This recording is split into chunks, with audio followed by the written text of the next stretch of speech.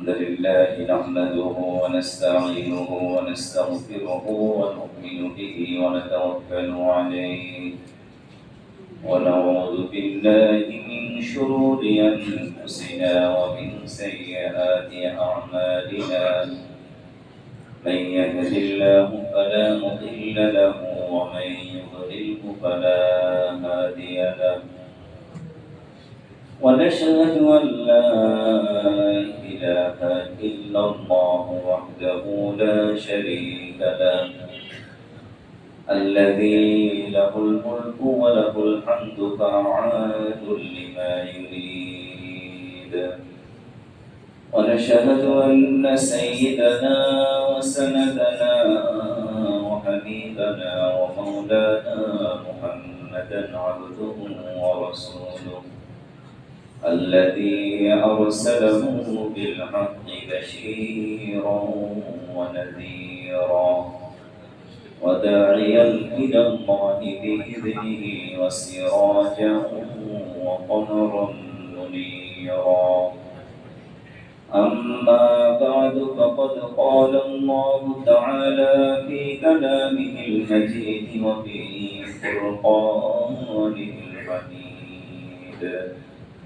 সবাই পড়ি আউযু বিল্লাহি মিনাশ শাইতানির রাজীম বিসমিল্লাহির রাহমানির রাহিম ইয়া আইয়ুহাল্লাযীনা আমানু তাকুল্লাহ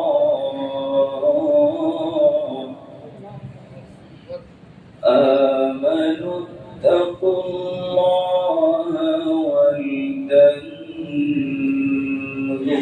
نفس ما قدمت لغد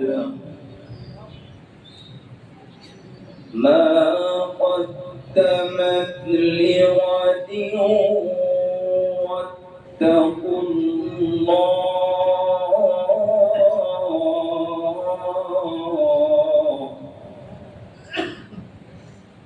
إن الله خبير بما تعملون وقال رسول الله صلى الله عليه وسلم من صام رمضان إيمانا واحتسابا غفر له ما تقدم من ذنبه ومن قام ليلة القدر إيمانا واحتسابا غفر له ما تقدم من ذنبه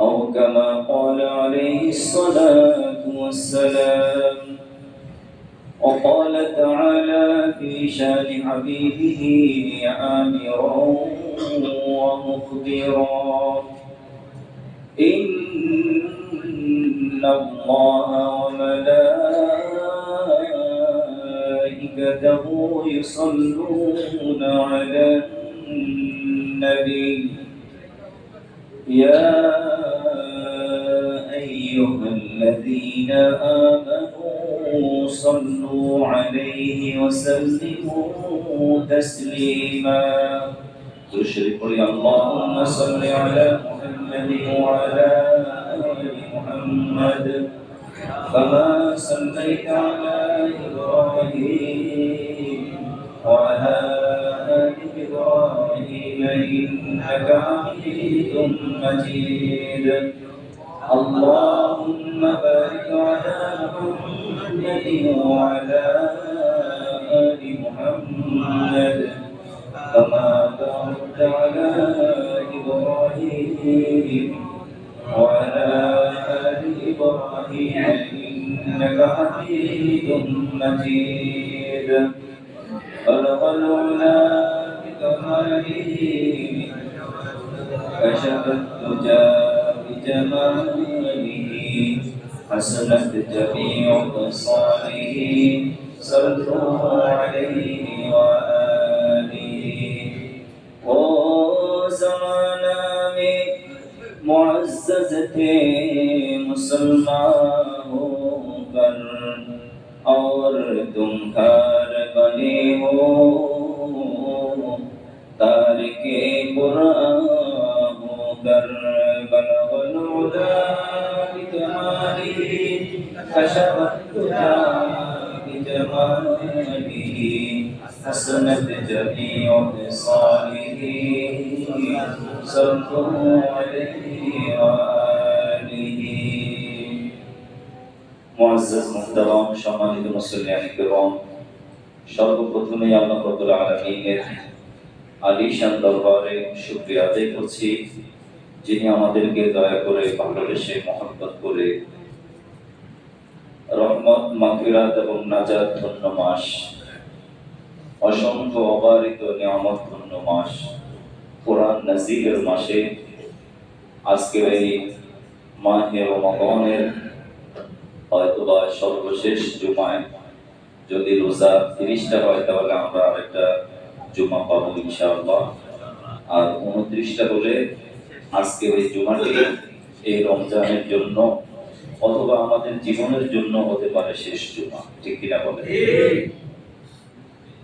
বা আমাদের জীবনে শেষ রমজানও হতে পারে আগামী বছর আবার রমজান পর্যন্ত আমরা বাঁচবো কিনা সেটা আমরা জানি না সাহাবা আজমাইন রিদওয়ানুল্লাহি তাআলা আলাইহিম আজমাইন রমজানের 6 মাস আগেই দোয়া শুরু করে দিতেন আল্লাহ আপনি আমাকে রমজান পর্যন্ত বাঁচিয়ে রাখেন রমজানের পরে তারা 6 মাস দোয়া করতেন আল্লাহ রমজানে যা আমল করেছি আপনার দরবারে দয়া করে মঞ্জুর করে নেন রমজানের আগে তারা রমজানের জন্য আল্লাহ রাব্বুল আলামিনের কাছে প্রার্থনা করতেন কারণ এই রমজান মুমিন জীবনের এমন একটা নিয়ামত এমন একটা সুবর্ণ সুযোগ আল্লাহ পাকের সান্নিধ্য লাভ করার যেখানে শুধুমাত্র একটা নফল আদায় করলে একটা ফরজের সমতুল্য সওয়াব কেউ যদি একটা ফরজ আদায় করে 70টা ফরজ আদায় করার সমতুল্য সওয়াব সে লাভ করে এমন সুবর্ণ সুযোগ কি আর অন্য সময় হবে অন্য সময় ছিল আমরা মহান রবের কাছে আমাদের মালিকের কাছে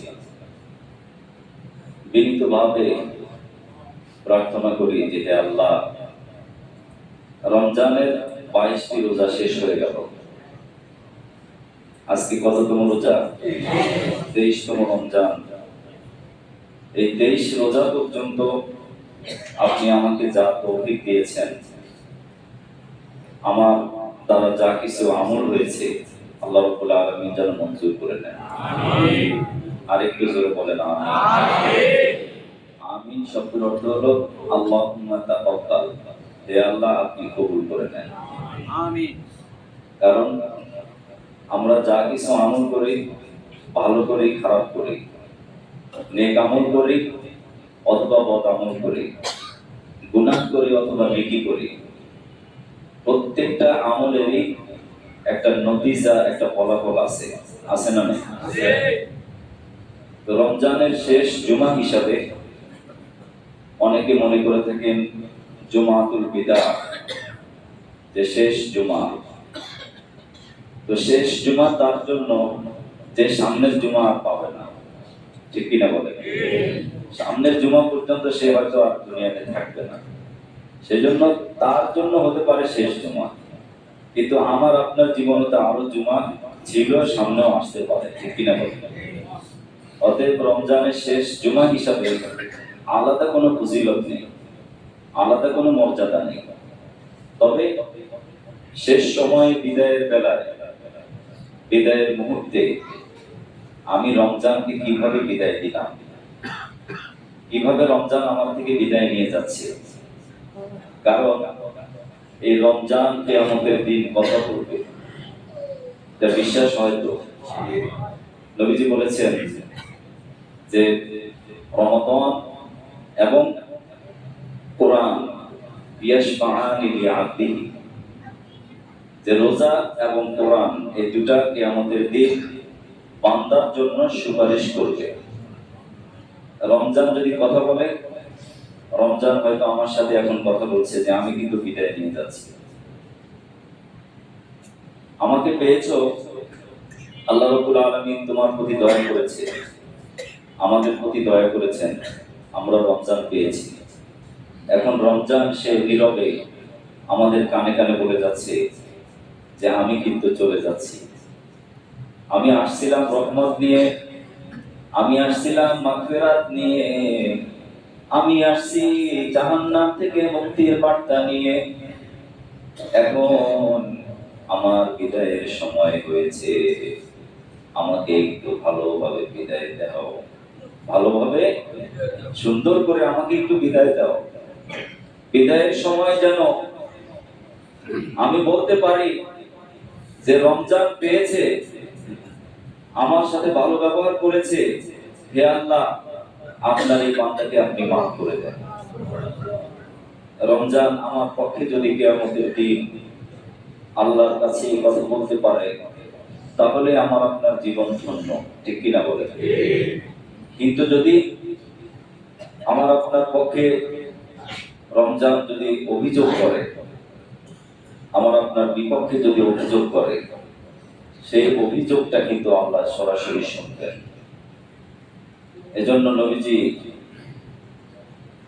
শেষ রমজানে অথবা ঈদের মাঠে তিনি 3টা মিম্বরে আরোহণ করে করে ফেরেশতাদের কথার জবাবে তিনি আমিন বলেছেন। তার ভিতরে একটা কি ছিল, যে কোনো ব্যক্তি রমজান পেল অথচ নিজের গুনাহ মাফ করাতে পারলো না, সে ধ্বংস হয়ে যাবে। যেরকম নাউযুবিল্লাহ, আল্লাহ যেন আমাদের সবাইকে এর থেকে মুক্তি দান করেন। নবীজি আমিন বলেছেন। নবীজির আমিন আর ফেরেশতাদের দোয়া, এটা কি কখনো বৃথা যাবে? বৃথা যাওয়ার সুযোগ আছে? কোনো সুযোগ নেই। এজন্য মুহতারাম মুসল্লিয়ান কিরাম, আমার মুরব্বী বাবাজিরা, যুবক ভাইয়েরা, পর্দার আড়ালে মা বোনেরা যারা মাইকের আওয়াজ শুনতে পাচ্ছেন, প্রত্যেকের কাছে আমার অনুরোধ যে বিদায়ের সময় আমি রমজানকে একটু ভালোভাবে বিদায় দেব ইনশাআল্লাহ। একটু ইহতিসাব করব, একটু আত্মসমালোচনা করব। রমজান এসেছে তাকওয়া অর্জনের জন্য, রমজান এসেছে সবরের জন্য, রমজান এসেছে আমার ভিতরে আত্মশুদ্ধির জন্য, আত্মসমালোচনার জন্য। প্রত্যেকটা মুহূর্ত, প্রত্যেকটা সেকেন্ড আমার আপনার জীবনে কি পরিবর্তন আসছে, দৃশ্যমান পরিবর্তন হয়েছে কিনা, সেটাই আমি আপনি এখন আজকের এই জুমা থেকে ইনশাআল্লাহ চিন্তা করব। জাহান্নাম থেকে মুক্তির অফার তাদের জন্যই রয়েছে যারা অন্তত 2টা কাজ সব সময় চলমান রাখবে। কয়টা কাজ? অনেক কাজ রয়েছে জাহান্নাম থেকে মুক্তি লাভের। মূল কাজ 2টা। একটা হলো জীবনের সর্বক্ষেত্রে পরিপূর্ণ আস্থা, বিশ্বাস, ভক্তি, শ্রদ্ধা, ভালোবাসা একমাত্র কার জন্য? আল্লাহ। জীবনের সব ক্ষেত্রে বলে আমি শুধুমাত্র মসজিদে আসছি, আমি আল্লাহকে শ্রদ্ধা করি, ভালোবাসি, তা নয়। আমার পরিবারের ক্ষেত্রেও যখন ডিসিশন নেব, সিদ্ধান্ত নেব, সমাজে সিদ্ধান্ত নেব, যেখানে যা কিছু সিদ্ধান্ত নেব, সবার আগে প্রায়োরিটি দেব, প্রাধান্য দেব কাকে? আল্লাহ। ইন্নাল্লাযীনা আমানু ওয়া আমিলুস সালিহাতি কানাত লাহুম জান্নাতুল ফিরদাউসি নুজুলা। আল্লাহ রাব্বুল আলামিন নিশ্চয় বলেন, অবভিয়াসলি অবশ্যই যে ব্যক্তি যে বান্দা দুটি কাজ করবে জীবনের সব ক্ষেত্রে আল্লাহর উপরে অগাধ ভক্তি শ্রদ্ধা ভালোবাসা এবং বিশ্বাস আনবে আর সব সময় আমলে সালেহ করবে, নেক আমল করবে। কি আমল করবে? নেক আমল। আমলে সালেহ, সালেহ শব্দের অর্থ হলো সঙ্গত, ন্যায় সঙ্গত কাজ করা। ইসলাম থেকে, সলহন থেকে আমি যা কিছু করি, আল্লাহ রাব্বুল আলামিন আমাকে কলবের মধ্যে তিনটা ক্যাটাগরি দিয়েছেন। একটা হলো আল কলবুল মুতমাইন্না, একটি আছে যে মুতমাইন্না কলবের প্রভাবে একজন মুমিন বান্দা সে যখন মসজিদ দেখে, সে যখন কোরআন দেখে, কোরআন শোনে, সে যখন দ্বীনের কথা শোনে, দ্বীনের কথা উপলব্ধি করে, হৃদয় দিয়ে অন্তর দিয়ে সে তখন তার প্রতি ভালোবাসা শ্রদ্ধাবোধ তার অন্তরে জাগ্রত হয়। এজন্য এই নফসে মুতমাইন্না শক্তিশালী করার উপযুক্ত সময় হলো রমজান। কি বললাম? নফসুল মুতমাইন্না, যেটি সবসময় মানুষকে ভালো কাজের ডিরেকশন দেয়, ভালো কাজ করতে উৎসাহিত করে। যখনই কোনো অন্যায় হয়ে যায় সঙ্গে সঙ্গে সে আফসোস করে, হৃদয় দিয়ে সে খুব পেরেশানি অনুভব করে, মনে মনে খুব অনুশোচনা করে, অনুতপ্ত হয়, দুঃখ পায়, কষ্ট পায়। সবসময় একটা পেরেশানি থাকে যে আল্লাহ তুমি আমাকে কখন মাফ করবা। সঙ্গে সঙ্গে আল্লাহর কাছে সে ক্ষমা চাওয়ার জন্য ব্যস্ত হয়ে যায়। এজন্য শেষ দশকে যে লাইলাতুল কদর রয়েছে, এই কদরের মাহাত্ম্য, মর্যাদা, সম্মান সেই লাভ করবে যে ব্যক্তির ভিতরে নেক আমল করতে আলাদা একটা আগ্রহ সৃষ্টি হবে। এজন্য নবীজি সাল্লাল্লাহু আলাইহি ওয়াসাল্লাম লাইলাতুল কদরের কিছু বৈশিষ্ট্য বলেছেন, যে এই বৈশিষ্ট্য বা এই আলামত দেখলে বোঝা যাবে যে আজকের এই রাতটি কদরের রাত। যেমন সেই রাতটি বেশি উত্তপ্ত গরম থাকবে না, আবার একেবারে ঠান্ডাও থাকবে না, নাতিশীতোষ্ণ, ঠিক কিনা? এরকম একটা সুন্দর আবহাওয়া থাকবে।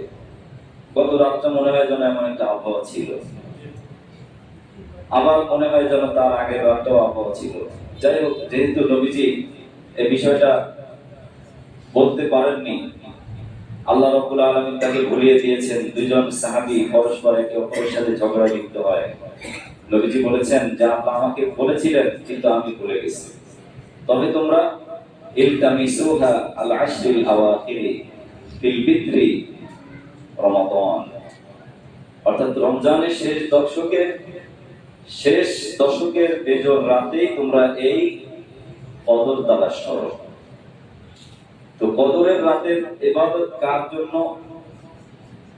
কোন ব্যক্তির জন্য কদরের রাত নসিব হবে, সেটাও নবীজি বলেছেন যে যে ব্যক্তির অন্তরটা মুতমাইন্না অন্তর হবে, অর্থাৎ সব সময় সে নেক কাজ করতে তার আগ্রহ সৃষ্টি হয়।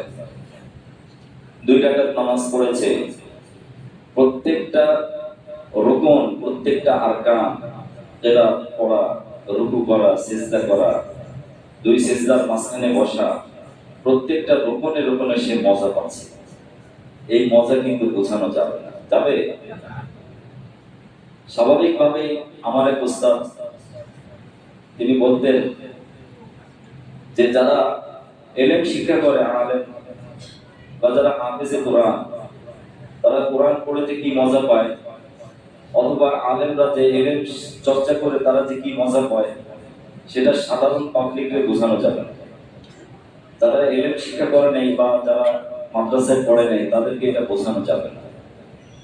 তিনি একটা উপমা দিয়েছেন, যেমন কোন ব্যক্তি দোকান থেকে কাবাব কিনে খায়, এই কাবাবের মধ্যে ঝাল থাকে একটু বেশি, তাই না? গরুর গোশতের কাবাবের মধ্যে ঝালের পরিমাণ কি একটু বেশি থাকে, কিন্তু সেই ঝালটাও যে খায় তার কাছে কিন্তু অনেক মজা লাগে, ঠিক কিনা বলে?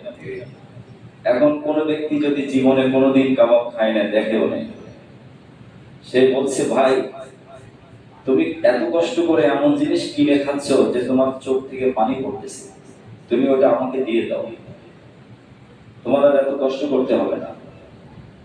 লোকটা কি তার খাবার কি ওই ব্যক্তিকে দিয়ে দিবে? সে দিবে না। সে বলবে যে, ভাই আমার এই কষ্টটা তো আমি টাকা দিয়ে কিনে নিয়েছি, আমার চোখ থেকে নাক থেকে পানি পড়তেছে, আমি তো আলাদা একটা মজা পাচ্ছি, সেই মজা তো তোমাকে বুঝাতে পারবো না। ঠিক যারা নেক আমল করবে, এই কদরের রাতে মজা ওই ব্যক্তিই পাবে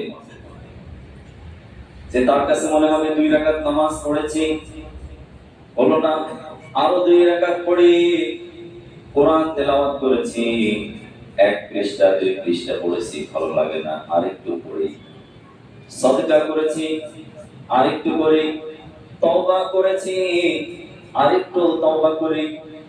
নেক আমলের মাত্রাটা সে আস্তে আস্তে করে বাড়িয়ে দিবে। যেমন ওই কাবাব যে ব্যক্তি খাবে, সে যে মজা অনুভব করবে তার চাইতে লক্ষ কোটি গুণ মজা ওই ব্যক্তিকে আল্লাহ রাব্বুল আলামিন দিয়ে দিবে। যে ব্যক্তি এই কদরের মর্যাদা লাভ করতে পারবে, সেই ব্যক্তির জন্য এরকম একটা অপরচুনিটি, সে সন্ধ্যা অবধি তার ভিতরে আলাদা একটা আনন্দ অনুভব হবে। সে বুঝতে পারবে যে আজকে মনে হয় আল্লাহ আমার কথা শুনবে, আজকে মনে হয় আল্লাহ আমাকে কি করবে না, আমাকে হতাশ করবে না। কারণ আল্লাহ রাব্বুল আলামিন তো বলেছেন যে আমি কাউকে হতাশ করব না। মায়ুস হয়েও না, নিরাশ হয়েও না, হতাশ হয়েও না, উদ্বিগ্ন অ্যাংজাইটি তোমার ভিতরে যেন না থাকে। আশা রাখো, আমি আল্লাহ রাব্বুল আলামিন সমস্ত গুনাহ মাফ করে দেব। এজন্য আল্লাহ রাব্বুল আলামিন আমাদের প্রিয় নবী জনাব রাসূলুল্লাহ সাল্লাল্লাহু আলাইহি ওয়াসাল্লামকে লক্ষ্য করে বলেন, হে নবী আপনি বলে দেন, কুল ইয়া ইবাদিয়াল্লাযীনা আসরাফু আলা আনফুসিহিম লা তাকনাতু মির রাহমাতিল্লাহ। লা তাকনাতু, বলেন সবাই, লা তাকনাতু মির রাহমাতিল্লাহ, ইন্নাল্লাহা ইয়াগফিরুয যুনুবা জামিআ ইন্নাহু হুয়াল গফুরুর রহিম। আল্লাহ রাব্বুল আলামিন কত চমৎকার ভাবে নবীজির মাধ্যমে এই মেসেজটা আমাদেরকে দিয়েছেন। আল্লাহ সরাসরি নিজে বলতে পারতেন, আল্লাহ সরাসরি না বলে আগে রাসূলকে বলেছেন, হে রাসূল কুল, আপনি আগে বলে দেন। তার মানে নবীজিকে যেন আমরা সব সময় সকল কাজে, সকল আমলে, একটা বাড়ি করব, একটা গাড়ি কিনবো, একটা ঘর করব, অথবা একটা ব্যবসা করব, যা কিছুই করব, সর্বক্ষেত্রে যেন আমরা আদর্শ মানি বিশ্ব মানবতার মুক্তির দূত রাহমাতুল লিল আলামিন মুহাম্মদুর রাসূলুল্লাহ সাল্লাল্লাহু আলাইহি ওয়াসাল্লামকে। এজন্য কুল বলেছেন, হে রাসূল আপনি বলে দেন, ইয়া ইবাদিয়াল্লাযীনা আসরাফু আলা আনফুসিহিম লা তাকনাতু মির রাহমাতিল্লাহ। নবীজি আল্লাহর এই কথাটা শুনে তাকে আল্লাহ রাব্বুল আলামিন বলেছেন, ইয়া ইবাদি, হে আমার বান্দা, লা তাকনাতু, যে তোমরা হতাশ হও না, নিরাশ হও না। কার রহমত থেকে? আল্লাহর রহমত থেকে। এখন রহমাতি না বলে রহমাতিল্লাহ কেন বলেছেন? ইয়া ইবাদি, আমার বান্দা বলেছেন, সেখানে আল্লাহ বলতে পারতেন যে লা তাকনাতু মির রাহমাতি, আমার রহমত থেকে নিরাশ হও না, তাহলে তো একটা মিল হতো, তাই না? কিন্তু আল্লাহ রাব্বুল আলামিন নিজের নামটা কেন উল্লেখ করেছেন? নিজের নাম উল্লেখ করার কারণ হলো, মুফাসসিরিন কিরাম বলেন, আল্লাহ রাব্বুল আলামিনের নাম এমন একটা জাতি নাম, এমন একটা সত্তাগত নাম, আল্লাহর নামের কোনো বিভাজন হয় না, আল্লাহর নামের কোনো সমার্থক হয় না, আল্লাহর নামের কোনো সিনোনিম অ্যান্টোনিম হয় না, এটার কোনো অল্টারনেট কোনো শব্দ হয় না। আল্লাহ তিনি আল্লাহ, আল্লাহ তিনি কি? আল্লাহ। এজন্য আল্লাহ রাব্বুল আলামিন বলেন লা তাকুনাতু মির রাহমাতিল্লাহ। আমি আল্লাহ রাব্বুল আলামিন একমাত্র শুধুমাত্র কেবলমাত্র রহমত দেওয়ার মালিক। ঠিক কিনা বলেন? দয়া পাওয়া এবং দয়া দেওয়া একমাত্র মালিক কে? আল্লাহ। লা তাকুনাতু মির রাহমাতিল্লাহ। আল্লাহ রাব্বুল আলামিন আরো বলেন ইন্নাল্লাহা ইয়াগফিরুজ যুনুবা জামিআন। তিনি বলতে পারতেন ইন্নাহু ইয়াগফিরুজ যুনুবা জামিআন, নিশ্চয়ই তিনি সমস্ত গুনাহ মাফ করতে পারেন, সমস্ত গুনাহ মাফ করে থাকেন, কন্টিনিউ করিতেছেন, সবসময় কি গুনাহ মাফ করছেন। আল্লাহ রাব্বুল আলামিনের এটা সিফাত। জয় বলেন সুবহানাল্লাহ। গুনাহ মাফ করেছেন, আগে করছেন, করবেন, এই তিনটাই মহান আল্লাহ রাব্বুল আলামিনের সিফাত। কোন ব্যক্তি যদি খাঁটি দিলে তওবা করে তার গুনাহ মাফ করে দেন। এখন যদি এই মুহূর্তে যদি কোনো ব্যক্তি তওবা করে, আল্লাহর কাছে ক্ষমা চায় এবং তওবার শর্ত আদায় করে যদি আল্লাহ রাব্বুল আলামিনের কাছে মাফ চায়, আল্লাহ পাক এখনই মাফ করে দিতে পারেন। পারেন কি পারেন? আল্লাহ তাআলা এটা বলেননি যে আজকে জুমার বয়ান শেষে বাসায় গিয়ে ওযু করে 2 রাকাত নামাজ পড়ে তারপরে তওবা করবা, তখন আমি মাফ করব। এটা কি কোনো শর্ত আছে?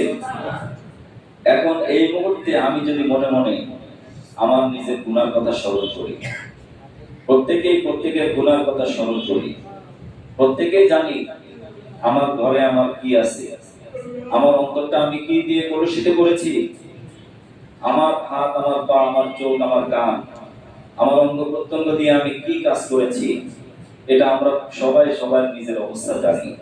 এই কথা মনে করে যদি অন্তত আজকের এই জুমার দিনে চোখের পানি একটু ফেলতে পারি, জীবনের শেষ জুমা মনে করে, জীবনের শেষ রমজান মনে করে, জীবনের শেষ মুহূর্ত মনে করে, আল্লাহর পক্ষ থেকে একটা সুবর্ণ সুযোগ মনে করে যদি আমি আপনি একটু নরম হয়ে, অনুতপ্ত হয়ে অনুশোচনা করতে পারি, আল্লাহ রাব্বুল আলামিন বলেন ইন্নাল্লাহা ইয়াগফিরুজ যুনুবা জামিআ। আল্লাহ তাআলা সমস্ত গুনাহ মাফ করে দিবেন। যাদের বয়স এখন 60-70 বছর হয়েছে, 40-50 পার হয়ে গেছে, আমরা তো অনেকটাই নানাভাবে রোগাক্রান্ত, শরীরে নানা প্রকার রোগ ব্যাধি আমাদের। স্বাভাবিকভাবেই আমাদের ভিতরে একটা অনুভূতি কাজ করে যে আর কয়দিন বাঁচবো, আর কয়দিন বাঁচবো, কি করব, তাড়াতাড়ি যা করার করে নিই। বিভিন্ন ধরনের চিন্তা ভাবনা আমাদের ভিতরে জাগ্রত হয়। তো তাদের জন্য একটা সুযোগ যে আমি যদি মনে করি যে আজকের এই রমজান, আজকের এই জুমা, এই মাস, এই সময়, এই সুবর্ণ সুযোগ আগামী বছর আর পাবো না, তো নিঃসন্দেহে আমার আপনার চোখে পানি আসবেই আসবে। ঠিক কিনা বলেন? যদি আমার আপনার কোনো প্রিয় জিনিস আমি অথবা আমরা হারিয়ে ফেলি, তখন আমাদের মনটা কি হয়? অনেক কষ্ট পাই। আমার আপনার প্রিয়তমা স্ত্রী অথবা প্রিয় সন্তান, প্রিয় মা বাবা যদি দুনিয়া থেকে বিদায় নিয়ে যায়, তাহলে আমরা কি অনেক ব্যথিত হই। একটা ছোট্ট ছেলে আজকে বাবার একটা গজল বলছিল, আমাদের মুরব্বী, তিনি বারবার শুধু বাবার কথা মনে পড়ে গেছে। বাবা তুমি কেমন আছো ছোট্ট মাটির ঘরে, তবু তোমায় মনে পড়ে শুধু বারে বারে। বাবা গো, বাবা গো, বাবা গো, বাবা গো। শুধুমাত্র বাবার কথা মনে বললে মনের ভিতরে কি লাগে? যাদের বাবা নেই, এরকম আছি না আমরা? আবার যাদের বাবা আছে তারাও অনেকেই বাবা মাকে কষ্ট দিই। অনেকে আছে, আমরা যুবকরা আছি, ছাত্র জনতা আছি, স্বাভাবিক মানুষ আছি, অনেকে আমরাই আছি যে আমাদের বাবা মা কষ্ট পায়। আসি কি আসি নাই? এই সাধারণ বাবার কথা মনে পড়লে যখন আমার আপনার চোখটা সিক্ত হয়, নরম হয়ে যায়, চোখ দিয়ে পানি পড়ে। যেই রব ওই বাবা মাকে সৃষ্টি করেছেন, বাবা মা মনের ভিতরে যতটুকু দয়া দিয়েছেন তার চাইতে লক্ষ কোটি গুণ দয়া কার? আল্লাহ। সেই রবকে যদি আমি ডাকি আল্লাহ বলেন, আল্লাহ, এই ডাক আল্লাহর আরশ পর্যন্ত পৌঁছে যাবে ইনশাআল্লাহ। এজন্য সেই ডাকে আল্লাহকে নামতে হবে। আল্লাহ রাব্বুল আলামিন বলেন, وقال ربكم ادعوني أستجب لكم إن الذين يستكبرون عن عبادتي سيدخلون جهنم داخرين। আল্লাহ রাব্বুল আলামিন এখানেও আল্লাহ তার হাবিবকে বলেছেন, আপনি বিশ্ব মানবতাকে বলে দেন, মানুষ যখন বিপদে পড়ে, মুসিবতে পড়ে, অথবা কোনো গুনাহে জর্জরিত হয়ে যায়, শুধুমাত্র আমাকে ডাকবে, আমি আল্লাহ রাব্বুল আলামিন সঙ্গে সঙ্গে সাড়া দিয়ে দেব। আমি বান্দার ডাক দিতে দেরি, আমার সাড়া দিতে দেরি হবে না। সুবহানাল্লাহ। উদউনি আস্তাজিব লাকুম। আল্লাহ রাব্বুল আলামিন আরো বলেন, ইন্নাল্লাযীনা ইস্তাকবিরুনা আন ইবাদাতিহি।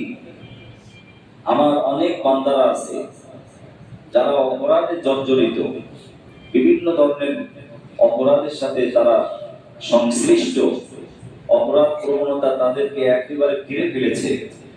এরকম অপরাধীরা অপরাধ করে আবার অহংকার করে, আছে না নাই?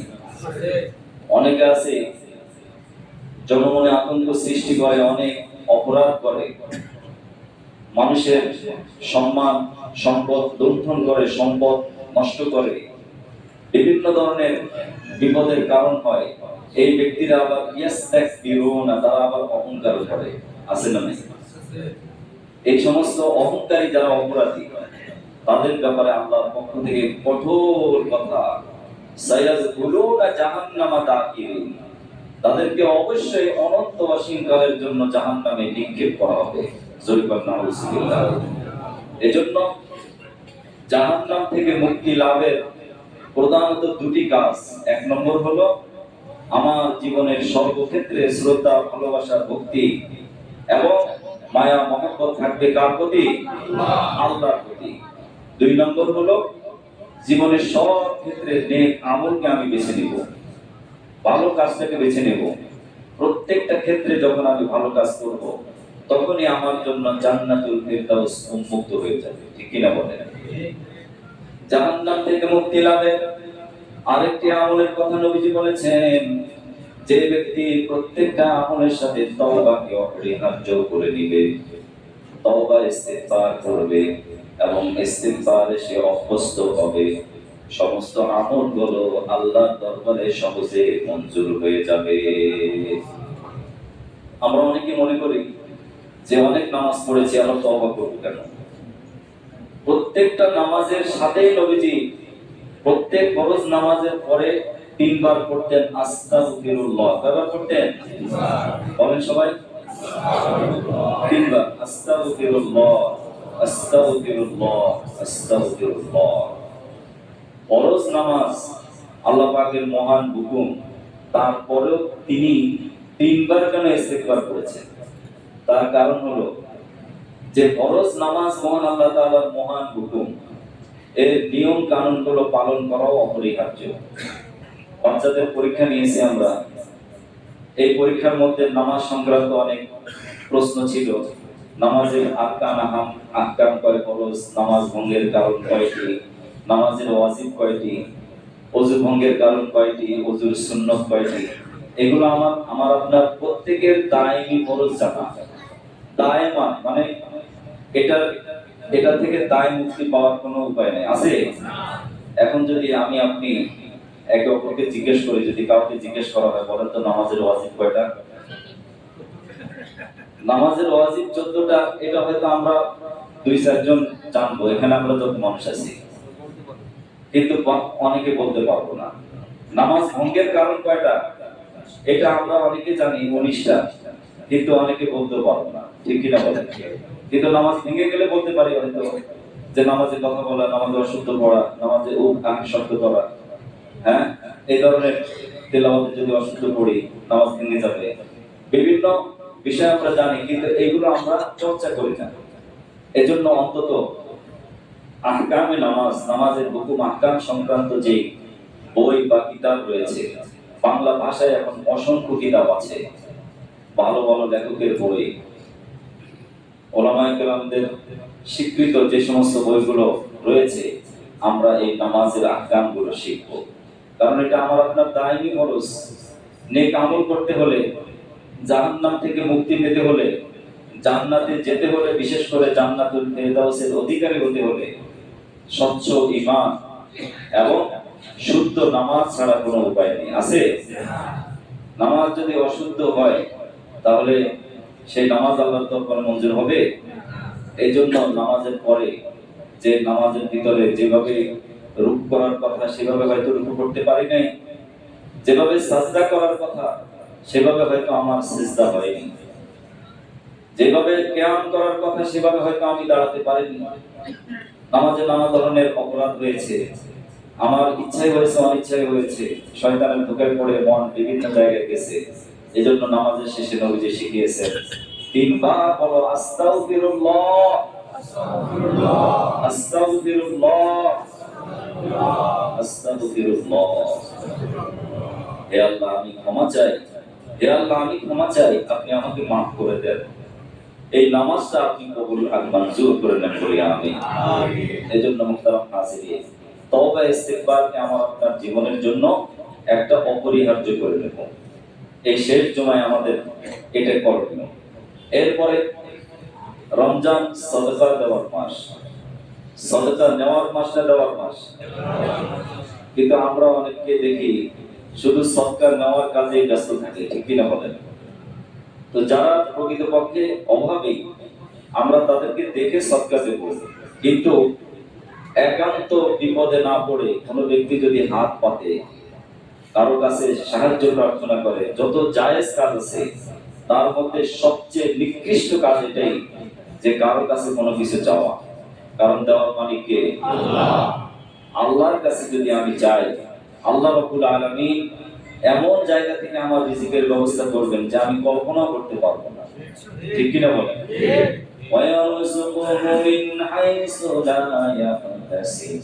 আল্লাহ রাব্বুল আলামিন বলেন, যে ব্যক্তি আল্লাহর উপরে তাওয়াক্কুল করে, ভরসা করে, নির্ভর করে, নিজের হাত আছে, পা আছে, নিজের শিক্ষাগত যোগ্যতা রয়েছে, যা কিছু আছে সেটাকে সে ব্যবহার করে, সেটার সঠিক ব্যবহার করে, আল্লাহর উপরে নির্ভর করে, আল্লাহ রাব্বুল আলামিন বলেন তার জন্য আমি এমন অজানা জায়গা থেকে রিজিকের ব্যবস্থা করব, এমন জায়গা থেকে তার জন্য বিভিন্ন বাড়ি গাড়ির ব্যবস্থা করব, খাবারের ব্যবস্থা করব, সে কল্পনাও করতে পারবে না, সে ধারণাও করতে পারবে না।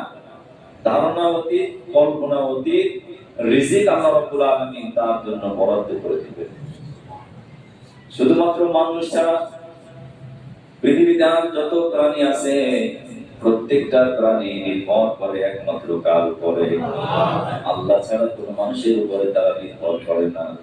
এজন্য নবীজি বলেন, কোন মানুষের মধ্যে যদি তাওয়াক্কুলের সর্বোচ্চ, কোন মানুষ যদি সর্বোচ্চ শিখরে আরোহণ করতে পারে, সর্বোচ্চ তাওয়াক্কুল করতে পারে, আল্লাহর উপরে নির্ভর করতে পারে, পাখিগুলো যেমন আল্লাহর পক্ষ থেকে রিজিক পায়, পানির ভিতরে যত প্রাণী আছে সমস্ত প্রাণীগুলো রিজিক পায় কার পক্ষ থেকে? আল্লাহ। এইভাবে আকাশে উড়ন্ত যত পাখি রয়েছে, পাহাড়ে যত প্রাণী আছে, সমস্ত প্রাণীর রিজিকের দায়িত্ব নিয়েছেন কে? আল্লাহ রাব্বুল আলামিন বলেন, তাদেরকে যেমন আমি রিজিক দেই, যে বান্দা আমার উপরে পরিপূর্ণভাবে তাওয়াক্কুল করতে পারে, ভরসা করতে পারে, ওই ব্যক্তির জন্য রিজিকের দরজা আমি খুলে দেই। এজন্য কোন মানুষের হাতে রিজিক দেন নাই, কোন মানুষের হাতে পাওয়ার দেন নাই। আল্লাহ রাব্বুল আলামিন বলেন, ওমা মিন দাব্বাতিন ফিল আরদি ইল্লা আলাল্লাহি রিজকুহা। পৃথিবীতে বিচরণশীল যত প্রাণী রয়েছে সমস্ত প্রাণীর রিজিকের দায়িত্ব নিয়েছেন কে? আল্লাহ ছাড়া এদের রিজিক আর কেউ দিতে পারে না। এজন্য রমজানের শেষ সময় আমরা রিজিক চাইবো কার কাছে? আল্লাহর কাছে চাইবো। সর্বোপরি মানুষের হক যদি আমার দ্বারা নষ্ট হয়ে থাকে, শেষ জুমায় আমি তওবা করব ঠিকই, বাবা মাকে কষ্ট দিয়েছি, সন্তানের হক আদায় করতে পারি নাই, স্ত্রীর হক আদায় করতে পারি নাই, প্রতিবেশীকে কষ্ট দেই, আমার দ্বারা মানুষ কষ্ট পায়। আজকের এই জুমায় আমি চিন্তা করব কে কে আমার দ্বারা কষ্ট পায়, কার দ্বারা আমার কার হক নষ্ট হয়েছে আমার দ্বারা, তার কাছে মাপ চাইবো। ঠিক আছে তো? ইনশাআল্লাহ তার হকটা ফিরিয়ে দেব, তখনই আমার আপনার তওবা কবুল হবে। এজন্য শেষ জুমায় আমরা আল্লাহর কাছে একটু তওবা করব। বেজর রাত অলরেডি 21 এবং 23 শেষ হয়েছে, সামনে আছে আর কয়টা? 25, 27 আর 29। কদরের রাতে আমরা বেশি পরিমাণে বেজর রাতে পড়ব আল্লাহুম্মা ইন্নাকা আফুউন তুহিব্বুল আফওয়া ফা'ফু আন্নী। এই দোয়াটি আম্মাজান হযরত আয়েশাকে নবীজি শিখিয়েছেন। যদি তুমি জানো আজকের এই রাতটা কদরের রাত, তুমি বেশি পরিমাণে পড়বে আল্লাহুম্মা ইন্নাকা আফুউন তুহিব্বুল আফওয়া ফা'ফু আন্নী। এই দোয়াটা সবার মুখস্থ আছে? মুখস্থ না থাকলেও অসুবিধা নেই, অন্তত বাংলায় তো আমরা বলতে পারবো যে হে আল্লাহ নিশ্চয়ই আপনি ক্ষমাশীল। আল্লাহ যে ক্ষমাশীল এটা আমাদের সবার বিশ্বাস আছে না? আর আল্লাহ যে ক্ষমা করাকে ভালোবাসেন এটাকে আমরা বিশ্বাস করি। আল্লাহ ক্ষমা